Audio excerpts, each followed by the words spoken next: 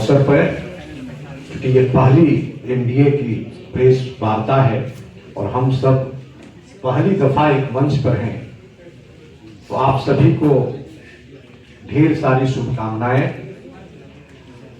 आज के इस प्रेस वार्ता में भारतीय जनता पार्टी के सम्मानित प्रदेश के अध्यक्ष आदरणीय संजय सरावगी साहब, जनता दल यूनाइटेड के सम्मानित प्रदेश के अध्यक्ष और सम्मानित विधायक आदरणीय श्री उमेश कुशवाहा जी, लोजपा रामविलास के सम्मानित प्रदेश के अध्यक्ष और सम्मानित विधायक, हम लोगों के बड़े भाई आदरणीय राजू तिवारी जी,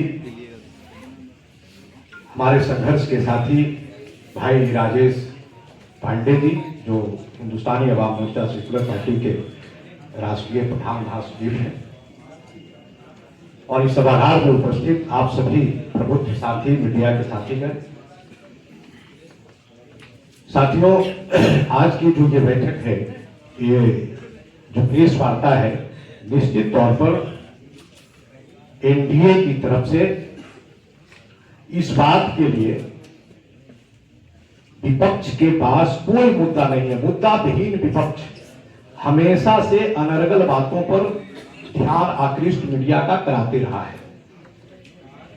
ये पहली दफा नहीं है, और हम तो ये कहना चाहते हैं आपसे कि जो एनडी सरकार के एनडी के जो लोग हैं, घोटाले में इस तरह संलिप्त थे, मनरेगा इस तरह से, क्योंकि पूरे बिहार में ही, इस देश में मनरेगा की जो स्थिति थी एनडीए सरकार के आने से पूर्व,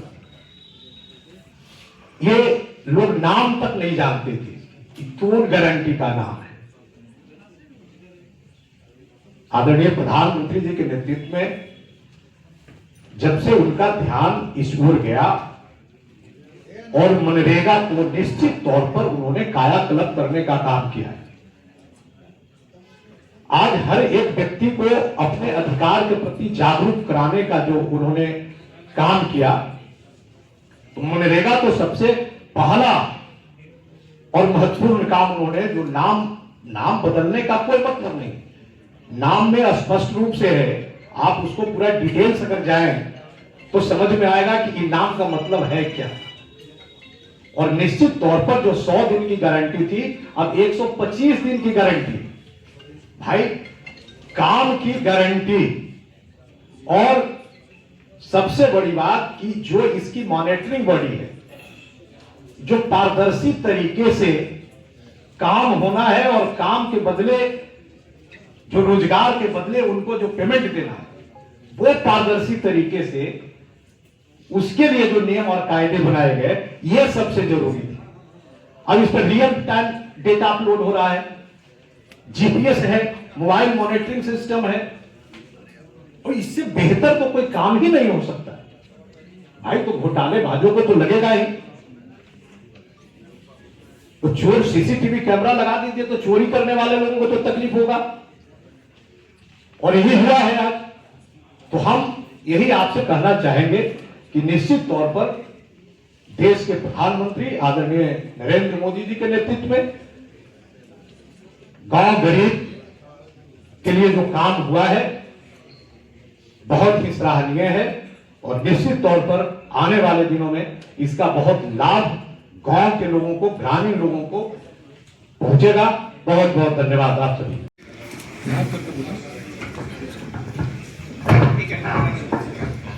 बहुत बहुत धन्यवाद दानेश जी। नव वर्ष के एनडीए के द्वारा आयोजित आज प्रथम प्रेस कॉन्फ्रेंस के मौके पर उपस्थित भाजपा के बिहार प्रदेश के सम्मानित अध्यक्ष बड़े भाई संजय सरावगी साहब, हम लोगों के साथ आज इस प्रेस वार्ता में उपस्थित जदयू के प्रदेश अध्यक्ष भाई उमेश कुशवाहा जी, हमारे बड़े भाई और लोजपा आर के प्रदेश अध्यक्ष माननीय राजू तिवारी जी, हम लोगों के साथी भाई सुभाष चंद्र वंशी जी, एवं आप सभी मीडिया कर्मी, इलेक्ट्रॉनिक प्रिंट के साथियों को नव वर्ष की हार्दिक शुभकामना के साथ हम लोग ये कहना चाहेंगे, जैसा कि आदरणीय सरावगी साहब और सारे हमारे पूर्व के वक्ताओं ने बताया है कि उनको नाम परिवर्तन से कोई दिक्कत नहीं है। जो भी विपक्ष के लोग हैं उनको दिक्कत है तो राम के नाम से दिक्कत है। इसके पहले कई बार इसके नाम बदले गए इस योजना के। सबसे पहले जब योजना की शुरुआत हुई थी तो फूड वर्ग के नाम से शुरू हुआ था, काम के बदले अनाज योजना।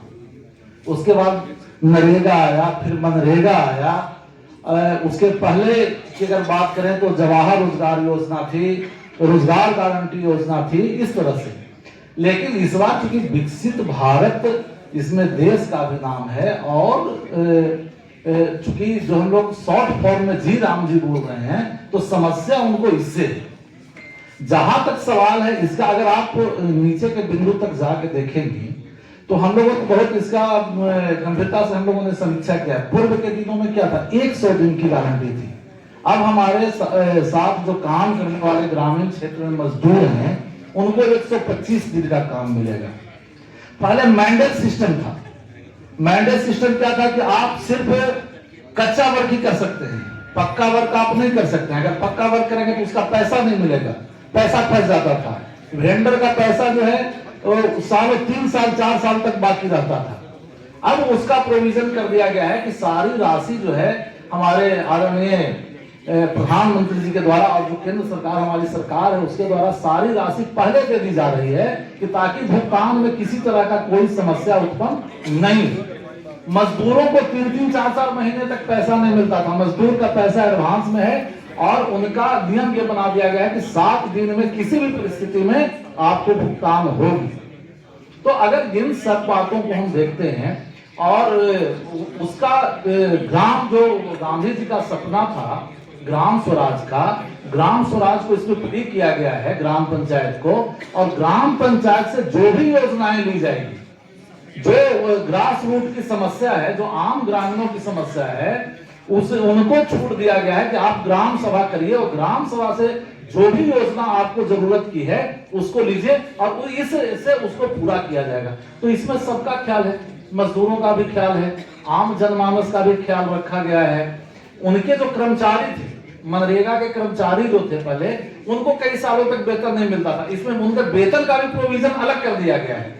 पहले क्या था कि जब योजना का काम होगा तो योजना से कट के उनको पैसा जाएगी, ये सब सारा कुछ अलग कर दिया गया है।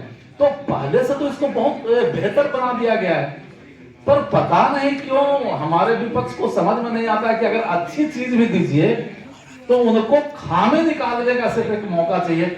उनको समझ में तो कुछ आता नहीं है, तो बस जी राम जी को नाम धर लिए हैं। अब जी राम जी से, राम जी से क्यों प्रॉब्लम है, तो भाई एक बार गांधी जी से भी जाके पूछ लीजिए, जहां गांधी जी हैं। हो सकता है कुछ आपको बता देंगे जाने के बाद कि वही क्यों राम जी कहते थे। तो ये बातें हैं और निश्चित तौर पर इससे आम जनमानस को बहुत भला होगा। ये जो योजना है, अगर डीपली जाके इसको देखेंगे, कभी डीपली हम लोग बात करेंगे इस पर, डीपली जाकर देखेंगे तो देखिएगा कि कितना एकदम ग्रास रूट लेवल की समस्या को दूर करने के लिए जो पूर्व की खामियां थी उसको समाप्त कर दी गई है और नए सिरे से इस योजना को लाया गया है ताकि ग्रामीण क्षेत्र का मूलभूत विकास हो सके। धन्यवाद। अधिकारियों को, नेताओं को जेल भेजिए। मनरेगा में अगर घोटाला देखिए, माननीय प्रधानमंत्री जी सभी विषयों की समीक्षा करते हैं। जब उसमें समझ में आता है कि क्या कमियां हैं, उस कमियों को दूर करने के लिए नया बिल लाया गया और तभी तो जो कमियां थी उसी कमियों को तो निकालने के लिए ये बिल आ रहा है। जो उस कमियों को और जहां जो गड़बड़ी थी उसी को लेकर तो ठीक करने के लिए लाया जा रहा है। बिल तो आप ले आए, पहले वाले कार्य को जो आप करें कि घोटाला था तो उसमें कितना जांच मैंने बोला ना, अभी तो बिल आया है, अब ना सब जांच होगा। नेक्स्ट प्रश्न पूरा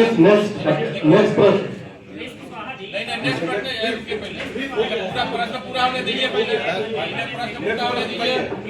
अध्यक्ष जी बताइए, पहले बताइए, पहले हंगाना ना कि पहले आप क्यों रही है। अध्यक्ष जी आप सुनिए मेरी बात, आप पत्रकार महोदय, आपने जो पूछा वो जवाब दिया गया। सीधा कह दीजिए कि कोई जांच नहीं कराया गया। प्लीज।